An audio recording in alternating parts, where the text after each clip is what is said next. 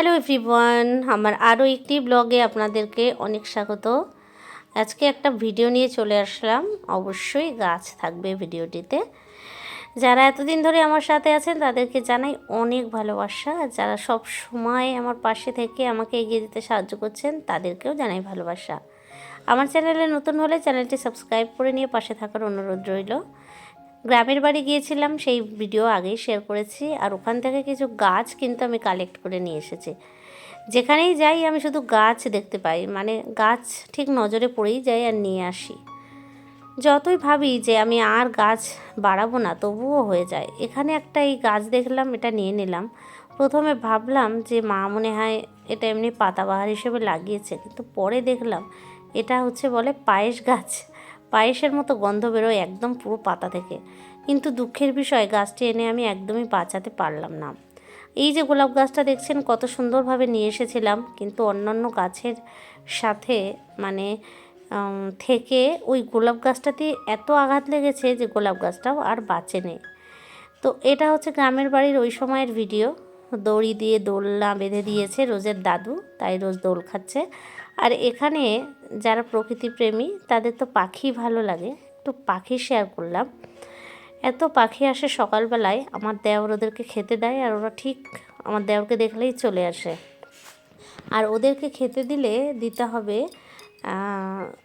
পরোটা বা লুচি, এই ধরনের কিছু দিলে ওরা বেশি মানে খেতে আসে। মুড়ি দিলে ওইভাবে অত খায় না, আর ভালো বিস্কুট দিলে তখন আসে।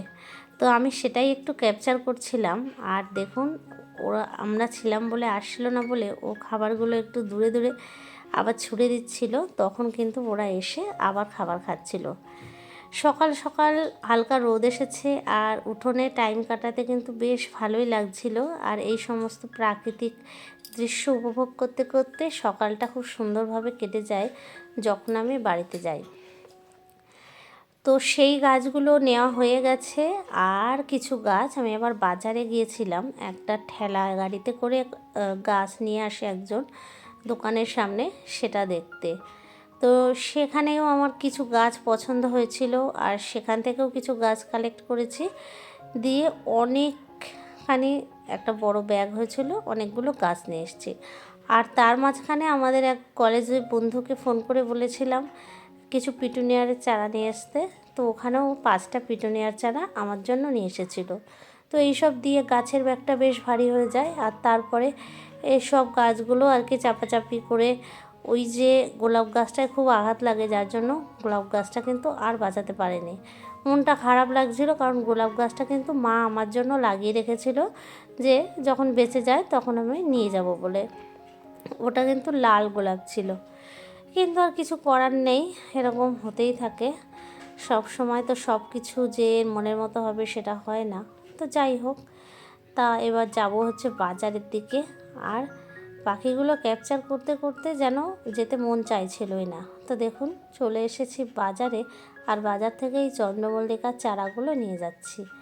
আর একটু ফুল নিয়েছি, এই ফুলগুলো ফোন করে মা বলেছিল পুজোর ফুল নিয়ে আসতে, তো সেটাই আর কি নিয়ে বাড়ির দিকে এখন যাচ্ছি। এত গাছ নিয়ে কি হবে জানি না। আর আমার ওখানেও তো রয়েছে কিছু গাছ, সবগুলো দেখা মেনটেনেন্স করার অনেক অসুবিধা হয়ে যাচ্ছে। কিন্তু তাও এই যে শীতের সময় একটু মৌসুমি ফুল না লাগালে কি হয় বলুন তো।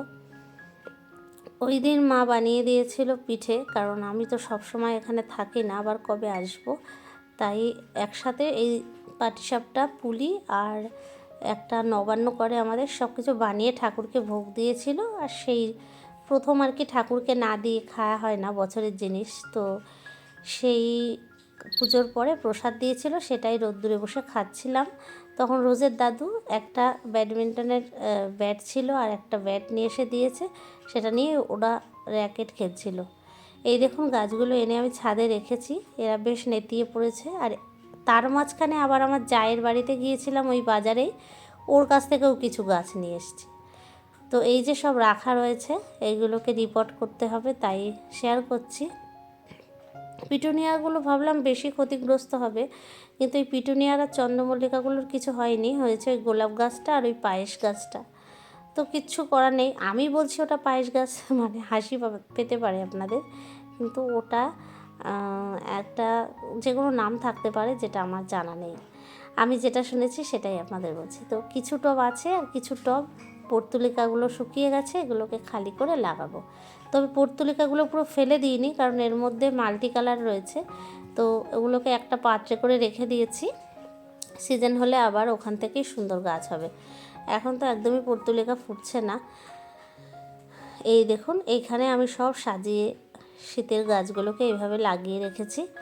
আর এখন ভয়েস দিচ্ছি, এখন অনেকটাই কিন্তু ফুল ফুটতে শুরু করে দিয়েছে। আর তখন ফুটতো, তখন কিন্তু কড়িগুলো আমি একটু ভেঙে দিয়েছিলাম, কারণ না হলে ওই অল্প হতো। তো কিছু কড়ি ভেঙে দিয়েছিলাম, তা এখন আবার নতুন করে কড়ি আসছে, কিছু ফুল রয়েছে। আর কিছু ফুল নষ্ট হয়ে গেছে, সেগুলোকে কেটে দিয়েছি। এই ছোট্ট মিনি গোলাপ গাছটাও আমার ছাদে অনেক অনেক অনেক সৌন্দর্য বৃদ্ধি করে, কারণ এই গাছটা আমার একটা নার্সারি থেকে নিয়ে আসা, খুবই ভালো হয়েছিল গাছটা।